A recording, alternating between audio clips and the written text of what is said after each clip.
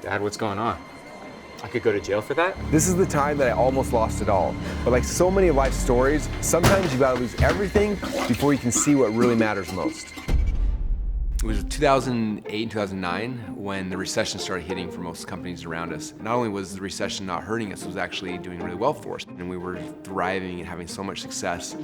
Hey, thanks for CCing me on that Patel email, Claire. Quick note, if you don't spell out the urgency in your emails, the reader won't take action. Makes sense. Thanks, Russell. Russell, any thoughts on my latest copy, Russell? Looking good, Vince, but I think we should simplify the messaging on the sales page. Typically we had 40 or 50, maybe 60 guys who were on the phone all the time. Excuse me, Russell? Russell, every credit card payment is failing. All the merchant accounts are frozen. And then literally overnight, we got all of our merchant accounts shut down. Yeah, just text Samuel from Empire. Their credit cards are frozen too. Everyone doing membership programs are shut down. What should we do? Hi, I'm calling about an account that shut down.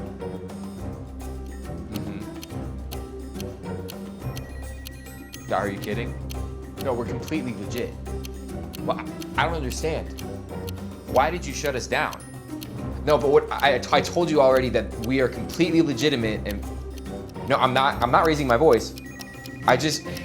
Please, I need, if you back up for a second, what I'm trying to say is we do have the money and those accounts are, I know, well, I told you, we are.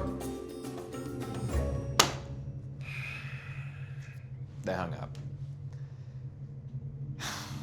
I don't know what's going on. And in that time, obviously, we have these sales guys who get paid 100% commission. So when they make a sale but they can't run the credit card, they start panicking and thinking they're not gonna get paid. So people just quitting, not showing back up. And so like everything just starts kind of like crumbling. So I remember calling a meeting and bringing all of our employees in a room. Look, here's the deal. I know you guys have been working really hard the last 2 weeks and I owe you money and I'm gonna take care of everyone. But right now we don't have enough money for next week's payroll. So what? You want us working for free, Russell? Well, get the heck out of here. I'm worth more than that. Guys.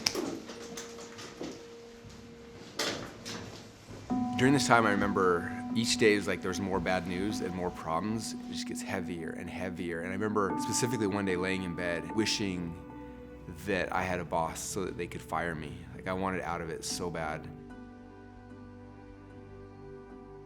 I'm not going in today. I can't face them again. What do you mean? You have to. Are you okay? How do I sell my employees again? Here's the dream. Here's the vision. Here's what we're gonna do. And then we crash. And then I try to build them up again and we crash again. How do I do that again? How do I do that again? Come here. We need to pray.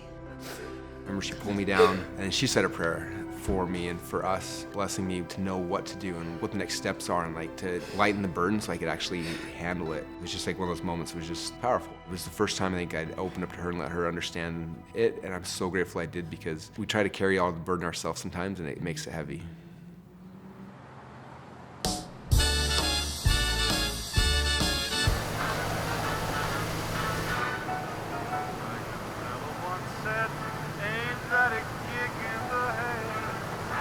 So there's a meetup with a bunch of marketers who had similar businesses to ours was happening in Vegas.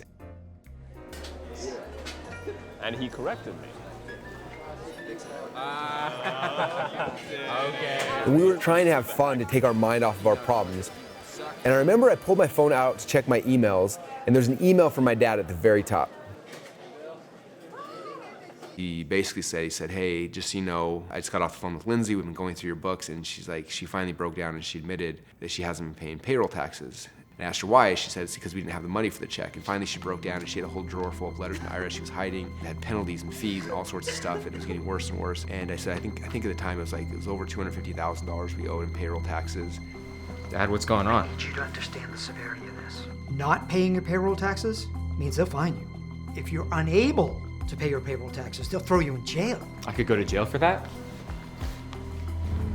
Okay.